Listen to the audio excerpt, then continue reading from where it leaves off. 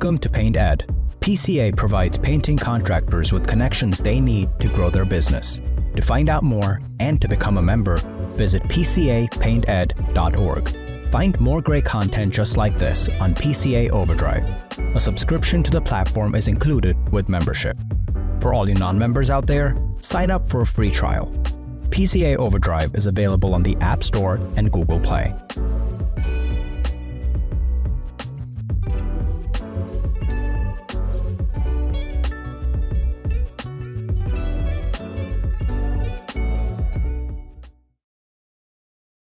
This episode is brought to you by Bayer.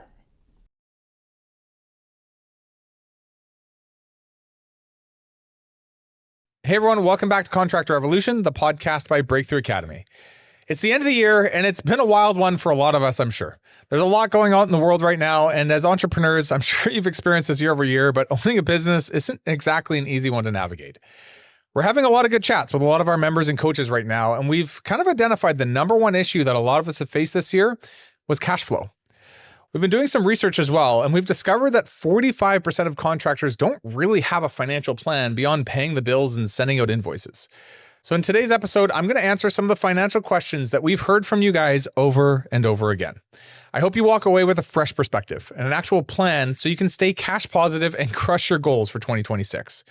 And if you've ever felt like you're just drowning under like 2 inches of water this year, well, this episode's for you. Now let's get started. You're watching Contractor Evolution, the podcast by Breakthrough Academy, where we systemize contracting businesses for growth. Keep watching to learn how the world's top contractors scale their companies, build killer teams, and make more while working less. Okay, so the first question that came in that's pretty obvious is, how do I improve my cash flow for 2026? Well, there's things you can do on the revenue side and there's things you can do on the overhead side. But let's just start with revenue. The first most obvious thing is you need to actually track it. Not just what's happened in the business the last few months, but project out month by month what's going to happen over the next 3 to 6 months. And this is going to be cash accounting, not accrual accounting, which basically means you're going to be looking at the real hard cash when it actually comes in and hits the bank account and when it's actually going to leave the bank account, right? In doing that, you're going to start to see gaps and you're going to have time now to actually adjust, whether it's when revenue comes in, certain spends you have, and make sure you're never in the red. And the off chance you actually are in the red and you can see that coming out 3 or 4 months from now, you can make sure you can secure a proper line of credit to actually cover those dips effectively. Another hot tip for you is to make sure you align your deposits with your progress payments, right? You need to stay ahead of the spend you have going on in production. So your labor, your subs, your material, those all things cost you money. Now, are you spending that out of the profit you've made from previous months in your business, or is your customer paying for it ahead of time? So this really comes down to how you understand what your production schedule is and when your costs are actually going to go out. Make sure you collect deposits and your progress payments ahead of the costs you're spending on those jobs. To go along with this, where I watch a lot of people get in danger is they actually grow too quickly. This is especially true in insurance work or commercial work where progress payments are spaced out by 30, 60, 90 days or more. It's very important that you sit down and actually line up your schedule with your cash flow projections, right? You don't want to take on more work than you can actually physically float as an organization. Now, the nice thing is these terms should be easily referenceable. So you can start to actually plan out and project when you're going to be spending the money and when you're going to be getting the money in. And you'll start to really see how much work you can take on at a given time. All right, so we've talked a lot about revenue best practices. Now let's talk about what you can do with your overhead. So the first thing I see for a lot of us as business owners is when we make a lot of money in the business, we pay ourselves a lot of money. And when we have a bad month, we maybe don't pay ourselves much, if anything at all. This doesn't make sense. This isn't something that a business should have to contend with, let alone you in your own personal life. I can only imagine the amount of stress that this puts on you. So what I would recommend instead is pick a salary for your year and start to pay yourself a consistent salary, month in, month out. That way, at least on the personal side, you've got some consistent predictability. And on the business side, this forces you to problem solve all the other variables you have involved to make sure that you, just like all the rest of your employees, are paid on time within a budget that makes sense. Another mistake I would see a lot of people make is they go and buy a brand new truck or machine with cash. Look, I get it might be cool to do that because you're going to save a little bit on interest, but you're killing your business's ability to have cash flow for other investments in the organization, whether that's new people, new marketing ideas, or different growth strategies that are required. The reality is, if this is an asset, it can likely be financed through bank financing, and you might want to consider that as an option before just using your company's cash to do it. Another thing not to forget about is the fact that our biggest business partner, whether we like it or not, is the tax man. And those tax installments are due whether we like it or not. So I recommend best practice is on a month-to-month basis to stow away a certain amount for tax installments, whether you have to pay them that month or not. This keeps you honest and makes sure that you don't hit a year-end scenario where you're actually in debt to the government. My final point in all of this is to stop buying shiny objects for the business. Look, there are things that actually produce an ROI for the organization and help drive it forward, and there are things that are just dead weight, but they look cool. If you really need to get those things, don't just buy them willy-nilly to make you feel good. Make sure you earn them, that they're actually saved for and they're a part of the actual company's strategic plan. So the next big question we get from a lot of people is just, how do I go about making an annual budget? Well, I'll walk you through this step by step. So step one is you need to actually input last year's financials. You're going to organize your revenue, your variable expenses, how much profit you made off of those jobs, so gross profit, how much you spent on fixed expenses, and then finally your net profit. Which leads us to step two. You need to review that data. Once you've gone and put all your numbers in, what I recommend you do is start to look at the story that actually played out. This gives you an idea of where you probably overspent, where you may have underspent, and really where all the money actually went. Okay, finally, we're actually ready to look forward a little bit. So step three, we want to set our net profit goal first for the fiscal year, right? I'm sure a lot of you heard this at this point, but revenue is vanity and profit is sanity. Let go of your ego and start to really think through, how much do I actually want to make next year? It doesn't matter how much revenue that requires. All that matters is you have a clear goal for what's important to you and the organization set ahead of time. So step four, finally, is to actually build this next fiscal year's plan. So we'll start with revenue. Best practice I recommend here is to separate the revenue sources. So that could be by commercial, service, residential, whatever it is, but it's going to help you actually see how much revenue you want to get from different areas of the organization. Next thing you want to do is allocate a 3 to 5% increase on all your contracts and make sure that it's reflected in the revenue projected for the next year. The next thing is actually my favorite thing to do, which is to play around with our variable expenses. This is like your labor, your subs, and your material. The exercise I always look at is, how do I optimize this by 1 to even 5%? Because the money saved in this usually goes right down to the bottom line. And so some ways to do this. Well, if you haven't already, you might want to look at incentive-based pay with your people.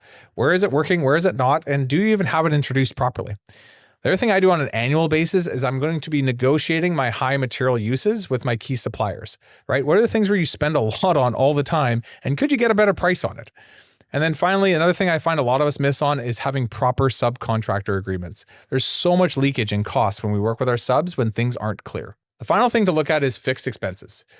One thing I'd recommend behind this is to see this less as money and more as energy, right? You as an entrepreneur need to allocate certain things to certain costs in the company that should ultimately provide value to the organization. So give it an actual critical thought. What actually drives value in your organization and what is just dead weight? And then start to reallocate those costs based on your learning from the last fiscal year. A quick recap on this one, we're going to gather last year's data. We're then going to review and learn from last year's data. We're then going to set a goal on how much profit we want to make and then build a plan backwards to actually make sure we get there. So the next big thing we get often is just like, what is job costing and how often do I actually need to do this? Well, I would recommend doing job costing while the project is still going on. Right? This is the process of calculating the actual cost of a job versus the estimate that you originally set out to go after. So what I would put in is your revenue against all your variable expenses and start to look at where labor, subs, and material is coming in against the actual plan. Now, why is this so important? Because I'm a true believer that gross profit, which is the profit made off the job specifically, is the lifeblood or like the pulse of the entire organization. I would not be growing revenue or trying to grow your organization overall if gross profit is struggling.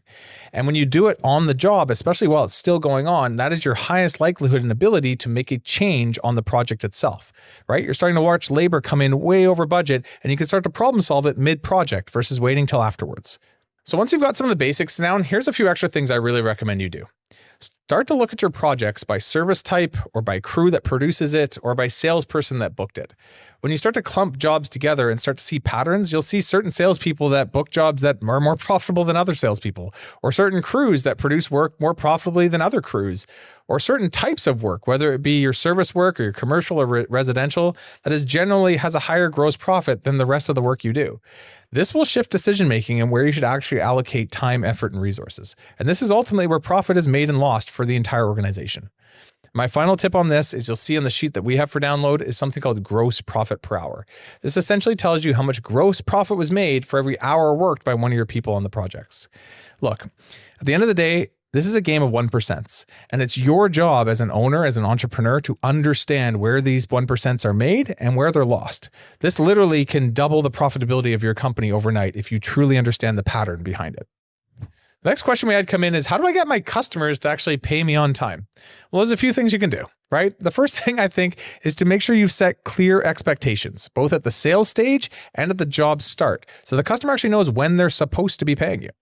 The next big one that a lot of people miss on that's so simple is make sure you are invoicing them on time, right? They're not going to pay you if you don't invoice them. This next one is really powerful if you have small or medium-sized jobs.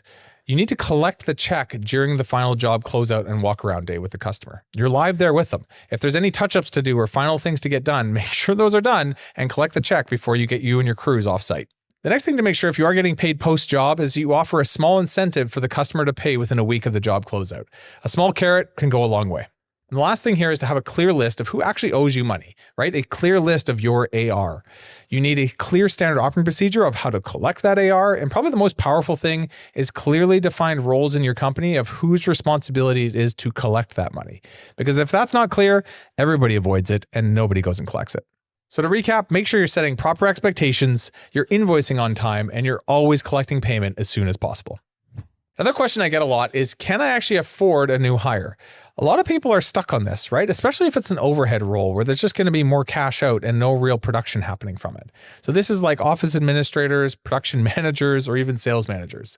Well, the first thing you want to do is put it into your budget, right? Put it in the annual budget that you built for yourself and see how that affects overall profit. The next step is to probably put it into your cash flow projections. Can you afford the month-to-month added new cost? Now, to make sure you don't look at this as just added new cost, but an actual opportunity, you need to understand what is the expected ROI of this person.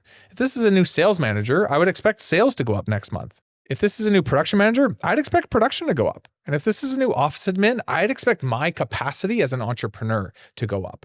So don't just see these overhead costs as just straight overhead, but there should be an opportunity within each role that you're bringing into the company.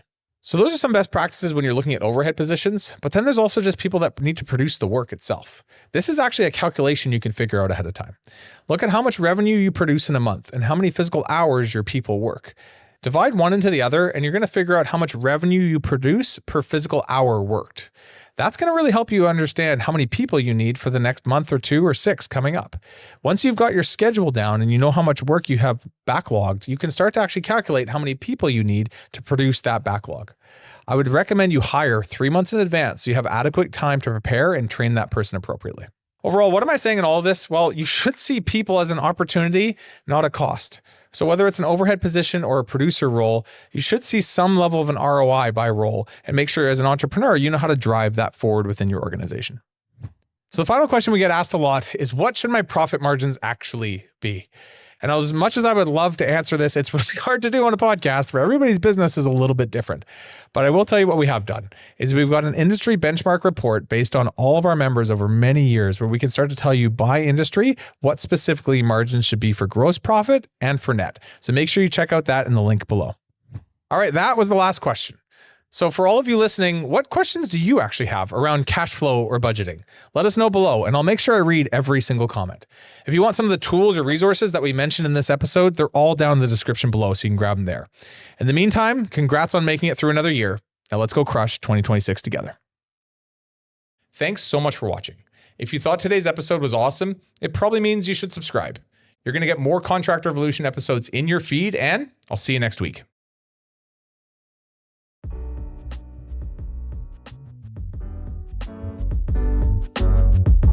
Paint Ed podcasts are produced by the Painting Contractors Association and are made possible by members and industry partners. To find out more about the upcoming educational opportunities or for more information about joining the PCA, visit pcapainted.org.